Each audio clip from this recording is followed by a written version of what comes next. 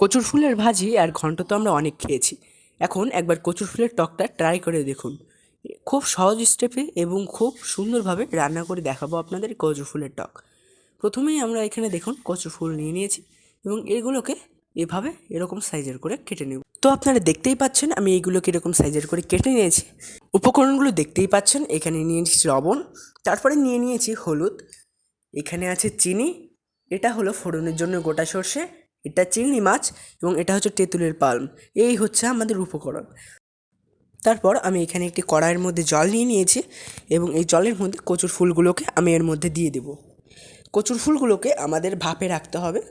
তো দেখুন আমরা এখানে একটু নাড়িয়ে চাড়িয়ে নিব।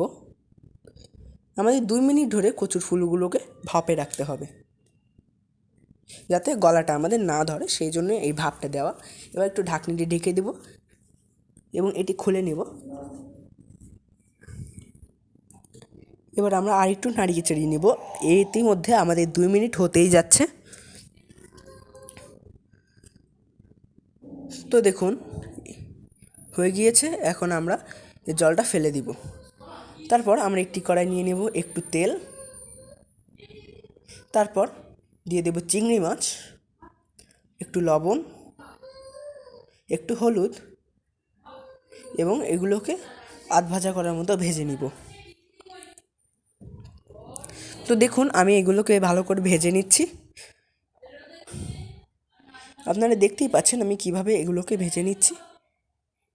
এবং এখানে আমি সামান্য পরিমাণ একটু জল দিয়ে দিব। তারপরে আমরা আবার এটাকে একটু নাড়িয়ে চাড়িয়ে নিব। তারপরে আবার আমরা সামান্য পরিমাণ একটু জল দিয়ে দিব এবং এখানে দিয়ে দেব লবণ, তারপরে দিয়ে দেব হালকা হলুদ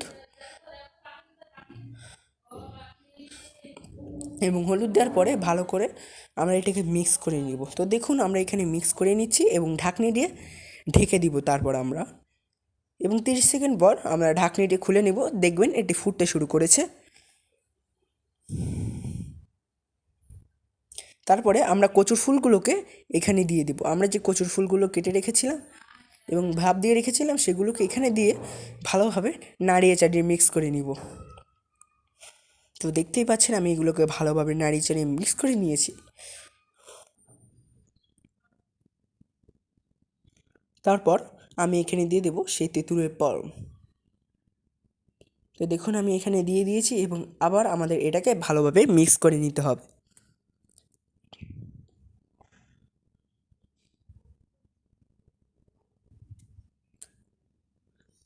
তারপরে দিয়ে দেব চিনি। তারপরে ভালোভাবে আবার আমরা এটাকে নাড়িয়ে চাড়িয়ে মিক্স করে নিব।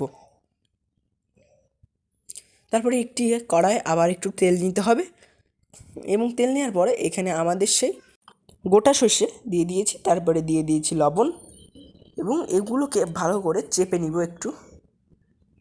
এভাবে আপনারাও একটু চেপে চেপে নেবেন। তারপর আমরা আমাদের সেই করে রাখা কচুর ফুলটাকে এখানে আমরা দিয়ে দেব। তো দেখুন আমি এখানে এগুলোকে দিয়ে দিয়েছি এবং আরেকটু ভালোভাবে নাড়ে চাড়ে নিব এবং 30 সেকেন্ড পর দেখতেই পাচ্ছেন আমাদের রেসিপিটা হয়ে গেল তৈরি। আপনারাও খুব সহজভাবে এই সুস্বাদু রেসিপিটা তৈরি করতে পারেন। খুব সহজেই এবং সহজ পদ্ধতিতেই আমি এই রেসিপিটা দেখিয়েছি। আমাদের চ্যানেলে নতুন এসে থাকলে অবশ্যই সাবস্ক্রাইব করে রাখবেন এরকম আরও ভালো ভালো ভিডিও পাওয়ার জন্য। সবাইকে ধন্যবাদ।